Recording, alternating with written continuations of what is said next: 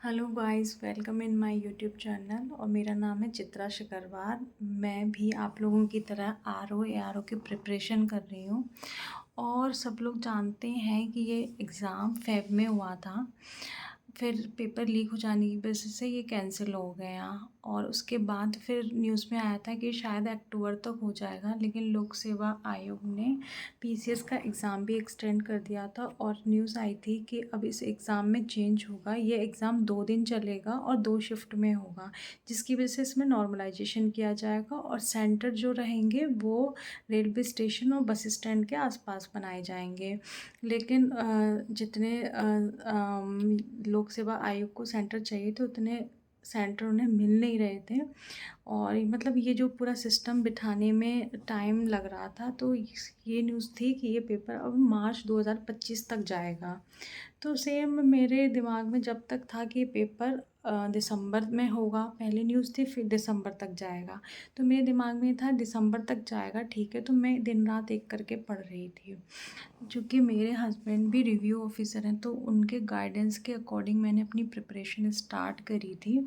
और उन्होंने मुझे बताया था कि इसके लिए पूर्वालोकन तुम हिस्ट्री ज्योग्राफी पॉलिटी की पूर्वालोकन अच्छी तरह से पढ़ लो। हिंदी की एक कौन सा पब्लिकेशन है, उसकी एक बुक आती है, वो सबको पता ही होगा, वो वाली बुक पढ़ लो। अभी मैं मम्मी के घर आई हुई हूँ, तो थोड़ा सा मेरे को मतलब दिमाग में आ रहे थे थॉट्स कि मैं क्या कर रही हूँ क्या। मेरी मम्मी की बहुत ज़्यादा तबीयत ख़राब हो गई थी, तो हमें अर्जेंट कल ही लखनऊ से यहाँ आना पड़ा। तो नहीं तो मैं आपको सारी बुक्स दिखाती, मैं एक छोटा सा शॉर्ट्स बना दूँगी जिसमें मैं सारी बुक्स बता दूँगी कि कौन कौन सी बुक मैं पढ़ रही हूँ और कौन कौन सी बुक्स हैं जो मेरे हस्बैंड ने मुझे बताई हैं, जो मैंने पढ़ी हैं। हाँ, तो टॉपिक पे आ जाते हैं। तो मैंने प्रिपरेशन स्टार्ट की थी, जो जो जैसे जैसे उन्होंने पूरा गाइडेंस दिया था मुझे कि जैसे बीच बीच में कुछ रेफरेंस बुक थी, जो उन्हीं की रखी हुई बुक्स थी। मैंने स्टार्टिंग कुछ एनसीईआरटी से भी की थी, क्योंकि मेरा ये बैकग्राउंड नहीं था, मैं कॉमर्स बैकग्राउंड से थी, एमबीए किया हुआ था मैंने। तो मुझे पढ़ने में मज़ा नहीं आ रहा था बिल्कुल। तो मैंने स्टार्टिंग थोड़ी सी 9th 10th की एनसीईआरटी पढ़ी थी मैंने, हिस्ट्री ज्योग्राफी की। तो उन फिर उसके बाद जब मैंने पूर्वालोकन पढ़ी, तो मुझे काफ़ी मज़ा आया था, क्योंकि उसमें क्वेश्चंस होते हैं, एक्सप्लेनेशन होते हैं। तो मैंने मेनली पूर्वालोकन ही पढ़ी है अच्छी तरह से। और जैसे कोई टॉपिक उसमें समझ नहीं आता, तो मैं यूट्यूब में सर्च कर लेती थी, या फिर किसी बुक में, जैसे लक्ष्मीकांत थी पॉलिटी के लिए, मैंने बीच बीच में कुछ कुछ टॉपिक उसमें से भी देखे थे। और रीज़निंग और मैथ्स का इसमें कुछ खास ज़्यादा पोर्शन होता नहीं है, मेन हिंदी होती है। हिंदी में लोगों के 60 जो प्रीलिम्स में आती है 60 नंबर की, उसमें से लोगों के 58 59 क्वेश्चन भी सही, मतलब 58 59 मार्क्स आते हैं। तो उन्होंने कहा था हिंदी तो तुम छोड़ना मत, बिल्कुल रट लेना। तो वही, लेकिन ये एग्ज़ाम दिसंबर में होना था। फिर न्यूज़ आई कि ये सब सिस्टम ठीक नहीं हो रहा, जो अभी पैटर्न चेंज किया जा रहा है, इसमें टाइम लगेगा, तो ये एग्ज़ाम जाएगा मार्च में। तो मैं थोड़ा रिलैक्स हो गई थी, क्योंकि मैं जब पहले दिसंबर का सोच के पढ़ रही थी, तो मैं दिन रात पढ़ रही थी, वही शादी के बाद जैसे पढ़ते हैं, जिनके बच्चे होते हैं, सुबह 4 बजे उठो, पढ़ो, जहाँ भी दोपहर में टाइम मिले तब पढ़ो। और मतलब ऐसा नहीं था, जो भी मुझे मिल रहा था मैं वो खा ली थी। तो उस बीच में मेरा वेट भी बहुत बढ़ गया था, तो मैंने बाहर जाना आना सब छोड़ दिया था, और मतलब पूरा फोकस मैंने पढ़ाई पे कर लिया था। लेकिन जब न्यूज़ आई कि ये पेपर मार्च तक जाएगा, तो फिर मैंने थोड़ा सा एक ब्रेक लिया, और मैं फैमिली के साथ घूमने चली गई। तो जब मैं लौटी, तो दिवाली बीच, तो मतलब तो 15 दिन मैंने कुछ पढ़ाई नहीं की।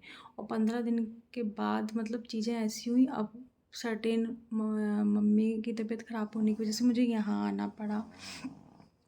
तो अब मैं सोच रही थी, अब मैं ये रात को 12 बजे ये वीडियो शूट कर रही हूँ, और क्योंकि मुझे नींद नहीं आ रही थी कि मैं क्या कर रही हूँ क्या नहीं। और जैसे मुझे दिक्कत होती है, प्रॉब्लम होती है कुछ भी, तो मैं अपने हस्बैंड से शेयर करती हूँ, तो मुझे बहुत रिलैक्स फील होता है। लेकिन अभी वो है नहीं यहाँ पे। और मैं मम्मी के घर आई हूँ, तो मैं थोड़ी सी मतलब उनकी केयर के लिए आई हूँ, क्योंकि उनके पैर बहुत ज़्यादा स्वेलिंग हो गई है, वो चल नहीं पा रही हैं। तो ये सारी चीज़ें भी लगी रहती हैं हमारे साथ, सब कुछ देखना होता है। तो जब मैंने प्रिपरेशन करने का सोचा था तो मेरे हस्बैंड ने मुझसे एक ही बात कही थी कि तुम करना चाहती हो करो, लेकिन तुम्हें बहुत पेशेंस रखना पड़ेगा इस एग्ज़ाम के लिए। तो वो सब चीज़ें अब मैं देख रही हूँ। पेशेंस ना मेरा जवाब दे चुका है, क्योंकि ये एग्ज़ाम ऐसे हैं कि सिलेबस तो अपने आप में बहुत है ही, और जब एग्ज़ाम होता है ना तो उससे पहले के 3-4 महीने बहुत इम्पोर्टेंट हो जाते हैं। आपने कितना भी पढ़ा हो, लेकिन अगर रिवीज़न नहीं किया तो सब कुछ बेकार है। तो यही मैं सोच रही हूँ कि मैंने सोचा था कि एग्ज़ाम मार्च में होगा, तो मेरे पास टाइम है, 5 महीने हैं, मैं रिवीज़न कर लूँगी अच्छी तरह से। लेकिन अब ये एग्ज़ाम एकदम से न्यूज़ आई है कि 22-23 दिसंबर को ही होगा, तो मैं सोच-सोच के मेरा दिमाग ख़राब हो रहा है कि मैं कुछ रिवाइज़ नहीं किया, करंट नहीं पढ़ा, मैंने करंट अफ़ेयर नहीं पढ़ा। तो मैं कैसे करूँ? क्या एक स प्रिपरेशन करूँ कि छोड़ दूँ? कि मान लो मैं इतनी श्योर नहीं हूँ, मुझे सेल्फ डाउट आता है कि मेरा होगा, नहीं होगा। तो मैं अगर सोचूँ कि मेरा इस साल नहीं हुआ, मैं अगले साल के, तो ज़रूरी नहीं है अगले साल फॉर्म आए ये। अगले साल ही वैकेंसीज़ आएँ, क्योंकि ये हर साल वैकेंसी नहीं आती, कभी 2 साल में, कभी 3 साल में, कभी नेक्स्ट ईयर ही, कभी 5 साल में, इस तरह से आती हैं। और मैं दूसरी किसी जॉब के बारे में इसलिए नहीं सोचती, क्योंकि जब मैंने अपने हस्बैंड को देखा था कि हाँ यार, नो डाउट ये जॉब बहुत अच्छी है, क्योंकि 5 डेज़ वर्किंग होती है, गवर्नमेंट जॉब तो है ही, साथ में गवर्नमेंट सिक्योरिटी होती है। गवर्नमेंट प्राइवेट में तो खैर उतना ज़्यादा वो नहीं रखती मैं, बस इतना ही। लेकिन गवर्नमेंट जॉब होते हुए भी आप एक अच्छे सिटी में रहते हो, और मजिस्ट्रेट पोस्ट है, ऑफिसर रैंक की पोस्ट है, आप लखनऊ में रहते हो पूरी। तो मैंने एक अंदर ही अंदर मन ही मन एक सपना देख लिया था कि हम साथ में ऑफिस जाया करेंगे, अपने बच्चे को अच्छी तरह से देख पाएंगे, उन पे एक सिटी में रहेंगे, उन पे ध्यान भी देंगे। तो इस जॉब से बेस्ट मेरे लिए कुछ नहीं है। तो मैंने सारा सब कुछ छोड़ छाड़ के अपना सारा ध्यान इसी जॉब में लगा दिया, और मैंने किसी चीज़ के लिए इधर उधर हाथ पैर नहीं मारे, या ना कुछ मतलब देखा नहीं।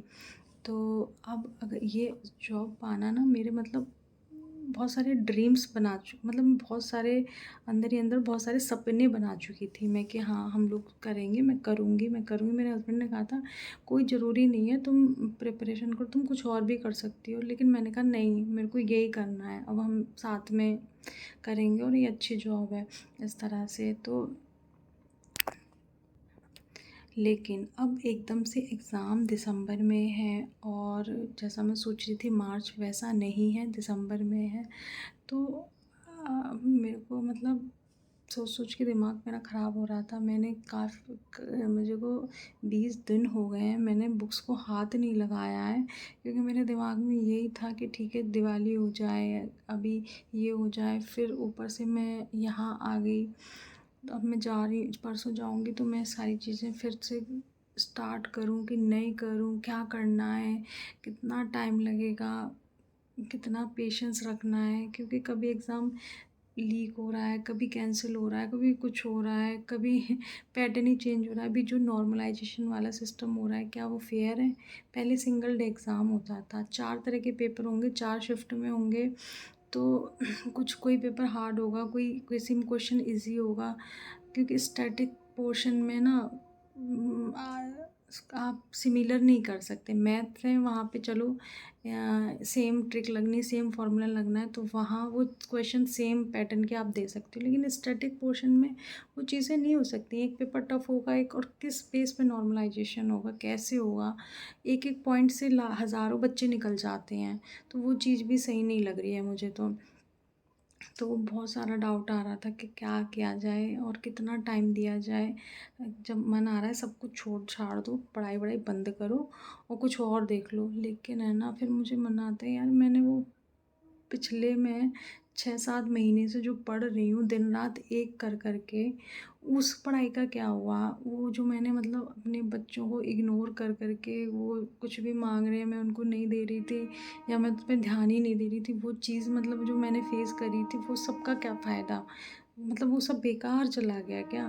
तो मन मान नहीं रहा है मेरा छोड़ने के लिए। फिर मैंने डिसाइड किया कि इस बार चलो, अब 40 दिन है मेरे पास, तो मैं सबसे पहले मेरे हस्बैंड भी मेरे को कहा अगर तुम्हें देना है एग्ज़ाम तो तुम दोबारा से ढंग से रिवाइज़ करो और पहले सबसे पहले हिंदी पढ़ लो, हिंदी रिवाइज़ कर लो, क्योंकि उसमें लोगों के ना 60 में से 59 तक नंबर आते हैं।